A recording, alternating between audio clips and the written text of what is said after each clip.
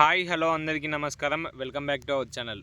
మనకైతే గతంలో అయితే రైతు బంధు ఉన్నప్పుడైతే ఎకరానికి వచ్చేసి అయితే 5,000 రూపాయలు అయితే రైతుల ఖాతాలో రైతులకైతే పంట పెట్టుబడి సాయం కింద అందించడం అయితే జరిగిందనమాట. ఇప్పుడు వచ్చేసి అయితే రైతు భరోసాగా మార్చారు. రైతు భరోసాగా మార్చిన కాంచి అయితే ఎకరానికైతే 15,000 రూపాయలు అయితే రైతుల ఖాతాలో అందించడం అయితే జరుగుతుందన్నమాట. ఈ 15,000 రూపాయలు ఒక కారుకు వచ్చేసి అయితే 7,500 రూపాయలు అయితే రైతులకైతే పంట పెట్టుబడి సాయం కింద అందించడం అయితే జరుగుతుందన్నమాట.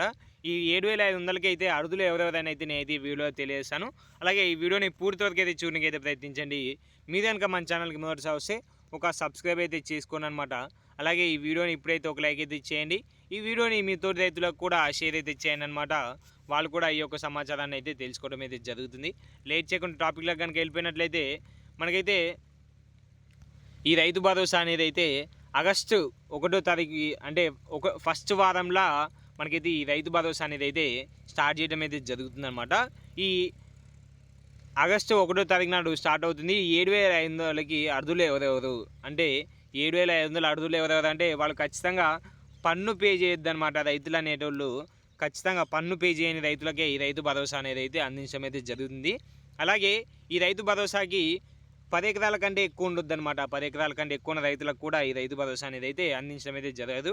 ఖచ్చితంగా వాళ్ళు కూడా 10 ఎకరాల కంటే తక్కువే ఉండాలి. 10 ఎకరాల కంటే ఎక్కువ ఉంటే మాత్రం వాళ్ళకైతే ఈ రైతు భరోసా అనేది అయితే అర్హులు అయితే కాదనమాట.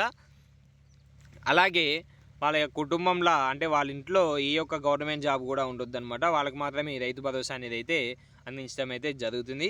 ఈ ఆగస్టు ఫస్ట్ వారంలో మనకైతే 1-2 ఎకరాల రైతులకైతే ఆగస్టు ఫస్ట్ వారంలో రైతు భరోసా అనేది అయితే అందించడం అయితే రైతులకైతే అందించడం అయితే జరుగుతుంది అనమాట. మీకైతే ఇదైతే క్లారిటీ అయితే అర్థమైందని అయితే అనుకుంటున్నా.